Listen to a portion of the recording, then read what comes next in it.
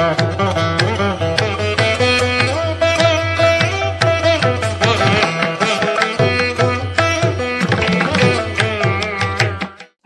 12 ராசிக்காரர்கள் அவர்களுடைய எதிர்பார்ப்பு 2025 நமக்கு எப்படி இருக்க போகுது அப்படின்னு மேஷ ராசியில இப்போது நான் சொன்ன மாதிரி இந்த ராசி பலன் கூட ஒரு 30% தோராயமானது. எப்பவுமே கோச்சார ரீதியாக சனி தான் ஆதிக்கத்தை செய்வார். அதாவது 2.5 வருஷம் ஒரு ராசியை ஆக்குபை பண்ணக்கூடிய சனி அஷ்டமச்சனி ஜென்மச்சனி காலங்களில் அந்த 2 ராசிகளை கடுமையாக பீடிப்பார். இது பெரும்பாலும் 80% எக்ஸாக்டா இருக்கும். எவர் ஒருவருக்கு அஷ்டமச்சனி நடக்கிறதோ, எவர் ஒருவருக்கு ஜென்மச்சனி நடக்கிறதோ அவர்களில் 80%, மீத 20% பேருக்கு பெருசா தெரியாது. உணர்வுகளால 80% பேர் பாதிக்கப்படுவாங்க. உணர்வுகள் அப்படிங்கிறது மன உணர்வுகளை, நீங்க பணம் இல்லை ஆனா உங்களுக்கு ஒரு பிரிவு நடந்துருச்சு, அதுல நீங்க பாதிக்கப்படுவீங்க. பணம் இல்லாம பாதிக்கப்படுறதுன்றது வேற, உணர்வுகளால பாதிக்கப்படுறதுன்றது வேற. உங்களுக்கு காசு பணம் எல்லாம் இருக்கும், நீங்க பெரிய கோடீஸ்வரனா இருப்பீங்க. கணவனோ மனைவியோ காதலனோ காதலியோ ஏமாத்திட்டு போயிட்டா சோறு சாப்பிட முடியுமா? வீட்டுக்குள்ள உட்காந்துட்டோ எங்கேயோ உட்காந்துட்டு அழுதுகிட்டு கிடப்பீங்க. ஆக நான் வார்த்தைகளை கவனமா கையாளுறேன். உணர்வுகளால் பாதிக்கப்படுவது என்பது வேறு, பொருளாதாரத்தில் பாதிக்கப்படுவது என்பது வேறு, உடலால் பாதிக்கப்படுது அடி உத வாங்குறதுன்றது வேற. அப்போ இந்த மாதிரியான சில விஷயங்கள்லாம் இருக்கு. ஜென்மச்சனி அஷ்டமச்சனி நடக்கும் பொழுது மட்டுமே அந்த ராசிக்காரர்களுக்கு மட்டுமே அதீதமான கவலைகள் இருக்கும். இப்போ வருஷ பலன் பேச போறோம். இந்த இடத்துல நான் பிராங்காவே நிறைய பேசியிருக்கிறேன். அந்த மாதிரி இந்த வருட பலனே 30% மட்டுமே கிட்டத்தட்ட சரியாக வரும். ஒரு 70% உங்களுடைய ஜாதகம் எப்படி இருக்கும் அப்படித்தான். இப்போ அதுக்காக தான் என்ன பண்ணுவாங்க, எப்பா போன வருஷம் இந்த ராசி சூப்பரா இருக்கும்னாங்க, எனக்கு ஒண்ணுமே நடக்கல, போன வருஷம் தான் நான் உதவாங்கன்னு ஒருத்தர் கமெண்ட் போடுவார். அதுதான் உண்மையும் கூட. இந்த ராசி பலனே ராசி சந்திரனுடைய ராசி, ஜாதகமே என்னன்னு தெரியாதவருக்கு அந்த காலத்துல ஒரு 50 வருஷமா தாங்க ஜாதகம் எழுதுற வழக்கம் ஒரு 100 வருஷமா வந்திருக்கும். ஒரு 100 வருடம் 50 வருடமாக பரவி எல்லாருக்கும் எழுதுற அமைப்புகள் இருக்கு. 60-70 வருடத்துக்கு முன்னாடி பிறந்த பெண்களுக்கு ஜாதகமே எழுதல. ஆமா, நிறைய பேருக்கு நம்மளுடைய பாட்டி எல்லாம் கேட்டீங்கன்னா எங்க அம்மாவுக்கு ஜாதகம் எழுதல, என்னைக்கு பிறந்தாங்கன்னு கூட அவங்களுக்கு தெரியாது. நட்சத்திரம் மட்டும் தெரிஞ்சு வச்சிருப்பாங்க, ராசி தெரிஞ்சு வச்சிருப்பாங்க. இப்ப ஜாதகமே எழுதல. ஒரு 50-60 வருஷமா தான் ஜாதகம் எழுதுறது கொஞ்சம் விழிப்புணர்வோட ஓரளவுக்கு வந்துகிட்டு இருக்கு. ஒரு 100 வருஷத்துக்கு முன்னாடி எல்லாம் கிடையவே கிடையாது. அந்த காலங்கள்ல பிரபுக்கள், மேல் மட்டத்தில் இருந்தவங்க, அரச குமாரர்கள், பணக்காரர்களுக்கு மட்டுமே தனி மனித ஜாதகம் எழுதப்பட்டது. இல்லாதவனுக்கு, குடியானவனுக்கு, உங்களே எங்களே மாதிரி சாதாரணமான ஆட்களுக்கு அந்த பிறந்த நாள் நட்சத்திரம் மட்டும் தெரிஞ்சு கொள்ளப்பட்டது. நட்சத்திரம் என்ன, ராசி என்னன்ட்டு அவங்களுக்காகத்தான் அந்த ராசி பலனே உருவாச்சு. அதான் சொல்லுவாங்க, இந்த தமிழ் மாதத்துல இந்த நட்சத்திரத்துல நான் பிறந்தேன்னு. ஆமா ஆமா, இந்த நட்சத்திரம் நான் ரோகிணி நட்சத்திரம் ரிஷப ராசியில பிறந்தேன்னு அவருக்கு வேற எதுவுமே தெரியாது, ஜாதகமே இருக்காது. அப்ப அவருக்கும் ஏதோ ஒரு பலன் சொல்லணும் இல்லையா? அப்ப இந்த ராசி பலன்கள் வந்தது. அவர் அந்த பிறந்த நட்சத்திரத்தை ராசியை மட்டும் அறிந்திருக்கிறார் என்பதனால வானத்தில் இருக்கக்கூடிய கிரகண அடிப்படையில் தோராயமாக சொல்லப்பட்டதாங்க ராசி பலன். உண்மையில எந்த ஒரு ராசி பலனும் பெர்ஃபெக்டாலாம் இருக்காதுங்க.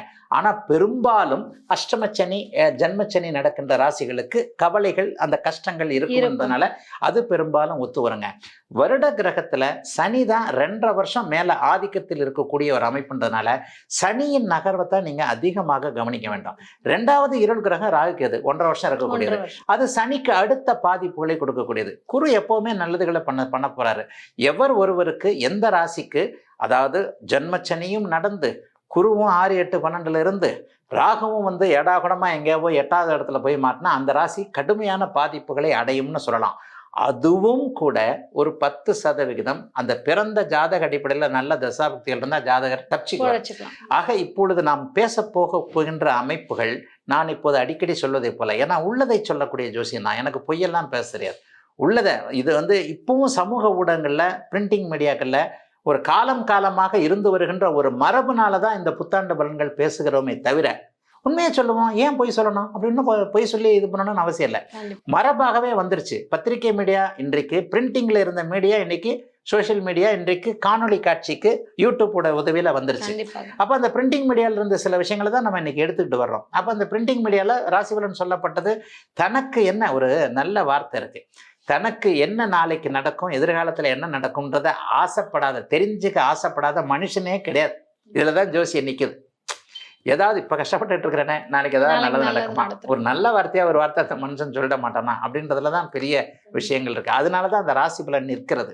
ஆனா உண்மையை இப்ப நான் சொன்ன மாதிரி சனியின் ஆதிக்கம் கடுமையாக இருக்கக்கூடிய ஜென்மச்சனி அஷ்டமச்சனி நடக்கக்கூடிய 2 ராசிகள் அந்த நடக்கும்போது அந்த வருஷம் கண்டிப்பாக கஷ்டப்படும். இதுக்கு ஜோசியமே பார்க்க தேவையில்லை. இதை அவங்க ஏதாவது ஒரு வகையில் உணர்வாங்க. ஒன்று மனதாலோ உணர்வாலோ அல்லது ஏதாவது பொருளாதார பின்னடைவாலோ உணர்வாங்க. மற்றவர்களுக்கு ஒரு மாதிரியாக பெரிய கஷ்டங்கள் எதுவும் இல்லாமல் இருக்கும் அப்படிங்கிறதான் உண்மை. இப்போ நீங்கள் சொன்ன மாதிரி மேஷராசிக்காரர்களுக்கு பார்த்தீங்க அப்படின்னு சொன்னால் முதல் 6 மாதம் கொஞ்சம் ஒரு மாதிரியான நெகட்டிவான அமைப்புகள் இருக்கும். ஏன்னா ஜூன் மாதம் வரைக்குமே ராசிநாதன் நீச்சத்தில் இருக்கிறார். எப்பெல்லாம் ராசிநாதன் வலுவாக இருக்கிறாரோ அப்போ தாங்க ராசி இந்த ஒரு கை லக்னம் இந்த ஒரு கையின்னு வச்சுக்கோங்க, 2 கண்ணுன்னு கூட வச்சுக்கோங்களேன். பிறந்த ஜாதக அமைப்பில் லக்னம் லக்னாதிபதி அமைப்புகளில் தான் உங்களுக்கு தசாபக்தி அமைப்புகளை எல்லாமே நடத்தும். ஆனாலும் ராசின்றது எப்படி இருந்தாலும் சப்ஸ்டியூட்டுன்னு சொல்கிற மாதிரி, ஒரு டயர் வண்டி போய்கிட்டே இருக்கு, டயர் பஞ்சர் ஆயிடுச்சு, ஸ்டெப்னி வச்சு டயர் போட்டுக்கிறோம்ல, அந்த ஸ்டெப்னி மாதிரி இணையான ஒரு அமைப்பு தான் ராசி. மேசராசிக்காரங்களுக்கு பார்த்தீங்கன்னா இந்த அமைப்புல ஒரு 6 மாசத்துக்கு அவர் இப்போது நீடித்த நீச்சம் என்கின்ற ஒரு சரியில்லாத ஒரு நிலைமையில் இருக்கிறார். அதனால் முதல் 6 மாசம் மேசராசிக்காரங்களுக்கு பெரிய அளவில் சந்தோஷத்தை கொடுக்காதுன்னு தான் சொல்லுவேன். இன்னொன்று ஒரு தைரியமான ஒரு விஷயத்த சொல்றேன். இப்பதான் நான் சொன்னேன், மேசராசிக்காரர்களுக்கு மற்ற சேனல்ல எல்லாத்துலயும் பேசுவாங்க 7.5 சனி ஆரம்பிக்குது 7.5 சனி ஆரம்பிக்குதுன்ட்டு. அப்படிலாம் கவலைப்பட தேவையில்லைங்க. 7.5 சனிலையும் 3 பகுதிகள் இருக்கின்ற அப்படிங்கிறத நான் எடுத்து பேசியிருக்கிறேன். முதல் பகுதி விரயச்சனி, 2வது பகுதி நடுப்பகுதி தான் இப்போது நான் சொன்ன கடுமையான ஜென்மச்சனி, அதற்கு பிறகு பாதச்சனின்னு சொல்லப்படக்கூடிய அமைப்பு. 2027 ஜூன் மாதம் ஒரு சனி பயிற்சி நடக்க போதுங்க. அதில் தான் மேசராசிக்காரர்களுக்கு கடுமையான பலன்கள் இருக்கும். இந்த 2 வருஷம் சனியின் இயக்கத்தை வைத்தும் மற்ற கிரகங்களின் இயக்கத்தை வைத்தும் பார்க்கும் பொழுது என்ன பலன் நடக்கும் அப்படின்னு பார்த்தா, காசு பணம் நல்லாவே வருங்க. அதுலெல்லாம் ஒரு பிரச்சனையும் இருக்காது. இந்த காசு பலன் வரக்கூடியதை நீங்க பிடிச்சி வச்சுக்க முடியாதுங்க.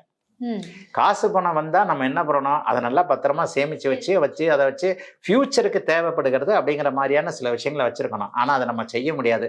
காசு வந்தவொடனே எங்கடா கொண்டு போய் காலி பண்றதுன்னு நம்ம மனசே நம்ம மூடே மாறி போயிடும். ஆகவே ஜோதிடத்துல நம்பிக்கை உள்ளவங்க இதை தெரிஞ்சுக்கிட்டீங்கன்னா, இது என்ன வருகின்ற போது கொஞ்சம் சேர்த்து வைக்க வேண்டும் என்கின்ற ஒரு எண்ணம் வரக்கூடிய ஆண்டாக இந்த ஆண்டு இருக்கும். ஆனால் அதை நீங்கள் செய்ய மாட்டீங்க. நான் அடிக்கடி சொல்லுவேன், there is no suggestion in astrology, only prediction. அறிவுரையே ஜோதிடத்தில் கிடையாது, என்ன நடக்கும் என்பதுதான் ஜோதிடம். அதன் அமைப்பின்படி விரயங்கள் இருக்கக்கூடிய ஆண்டாக இந்த ஆண்டு இருக்கும். விரயச்சனி ஆரம்பிக்குது. அதே நேரத்தில் சனி 11ஆம் இடத்திற்கு போய் 12ஆம் இடத்திற்கு மாறி போனாலும் ஜூன் மாதத்திற்கு பிறகு வருடத்தின் பிற்பகுதியில் 11ஆம் இடத்திற்கு ராகு வருகிறார். ராகு 11ஆம் இடத்திற்கு வர்றது ஒரு வெற்றியை கொடுக்கக்கூடிய அமைப்பு. ஆக முதல் 6 மாதம் கொஞ்சம் டல்லாக தான் இருக்கும். முதல் 6 மாதத்தில் அப்படியே புத்தக்கான தத்தளிச்சு அப்படி இப்படியே வந்துட்டு மேசராசிக்காரர்கள் ஜூன் மாதத்துக்கு பிறகு அப்படியே ராசிநாதன் கொஞ்சம் வலுவான நிலைமையில சிம்மத்துக்கு மாறுறாரு. அது கொஞ்சம் 5ஆம் இடத்திற்கு போகிறது கொஞ்சம் வலுவான நிலைமை. 11ஆம் இடத்துல இருக்கக்கூடிய ராகுவுடைய அமைப்பு மற்ற அமைப்புகள் எல்லாமே வலுவாக இருக்கிறனாலையும், பாக்கியாதிபதி 3ஆம் இடத்திற்கு மாறக்கூடிய குரு 9ஆம் இடத்தை பார்க்க போறதுனாலையும் நல்லவைகள் நடக்கும். முதல் 6 மாதம் எதில் ரிஸ்க் எடுக்க வேண்டாம். ஒரு வேலை தொழில மாற்றம், வேலையை விடுறேன், அதை பண்றேன் இதை பண்றேன், அந்த மாதிரியான ரிஸ்க் எடுக்கக்கூடிய வேலைகளை செய்யாம, தொழில் ரீதியாக ரிஸ்க் எடுக்காம, குடும்பத்தில் கூட அப்படி இப்படின்னு சண்டை சச்சரவுகளுக்கு இடம் கொடுக்காம ஓரளவிற்கு நிதானமாக பொறுமையாக நடந்துக்கங்களேன். பெரிய அளவில் மேஷராசிக்காரர்களுக்கு சங்கடங்கள்லாம் வராது. ஆகவே 6 மாதங்கள் சுமாராக இருந்தாலும் பிற்பகுதி 6 மாதங்கள் நல்ல நிலைமையில் இருக்கக்கூடிய நல்ல சூப்பராக நல்லா இருக்குங்க. மேஷராசிக்கு நல்லாவே இருக்கும். பேசு தமிழா பேசுவினுடைய மக்கள் ஃபவுண்டேஷன் மூலமா நம்ம ஒரு மிகப்பெரிய ஒரு பசு சரணாலயம் அமைப்பதற்கான முயற்சியில் ஈடுபட்டிருக்கோம். இந்த பசுக்கள் சரணாலயத்திற்கு என்னுடைய கான்ட்ரிபியூஷனா நான் ஏதாவது கொடுக்கணுங்கிற எண்ண ஓட்டத்தின் அடிப்படையில் கிட்டத்தட்ட 10 ஆண்டுகளுக்கு மேல நான் கலெக்ட் பண்ண கலை பொருட்கள் அனைத்தையும் விற்று அதன் மூலமாக திரட்டப்படக்கூடிய தொகை என்னவோ அதை இந்த மக்கள் ஃபவுண்டேஷனுக்கு, இந்த பசு சரணாலயம் திட்டத்திற்கு என்னுடைய கான்ட்ரிபியூஷனா கொடுக்க போறேன். இந்த பொருட்கள் அனைத்துமே நம்முடைய பேசு தமிழா பேச அலுவலகத்தில் விற்பனைக்கு இருக்குது. கீழே இருக்கக்கூடிய இந்த கான்டாக்ட் நம்பருக்கு நீங்க கால் பண்ணி இது பற்றின மேல் அதிக விவரங்களை நீங்க தெரிஞ்சுக்கலாம். அது மட்டும் இல்லாம மக்கள் ஃபவுண்டேஷனுடைய அக்கௌண்ட் நம்பரை இந்த வீடியோடைய டிஸ்கிரிப்ஷன்ல கொடுத்துருக்கோம். நீங்க நேரடியா அந்த அக்கௌண்ட் நம்பர் மூலமாகவும் உங்களுடைய கான்ட்ரிபியூஷன்ஸை கொடுக்கலாம். பேசு தமிழா பேசு ஒரு சேனல் கிடையாது, அது ஒரு இயக்கம்னு நான் உறுதியா நம்புறேன். உங்களுடைய குரலை தான் நாங்க ஒவ்வொரு வீடியோலையும் பேசுறோம், உங்களுடைய மனசாட்சியை தான் நாங்க பிரதிபலிக்கிறோங்கிற ஒரு எண்ணம் எங்களுக்கு இருக்குது. அதே எண்ணம் உங்களுக்கு இருந்ததுன்னா தொடர்ந்து பேசு தமிழா பேசுவனுடைய முயற்சிகளுக்கு நீங்க கொடுக்கக்கூடிய ஆதரவை இந்த பசுக்கள் சரணாலயம் திட்டத்திற்கும் கொடுக்கணும்னு சொல்லி ரொம்ப தாழ்மையோடு கேட்டுக்கிறேன். உங்களுடைய அன்பாலையும் ஆதரவாலையும் தான் பேசு தமிழா பேசி இயங்கிட்டு இருக்கு. அதற்கு என்றென்றைக்கும் நன்றி.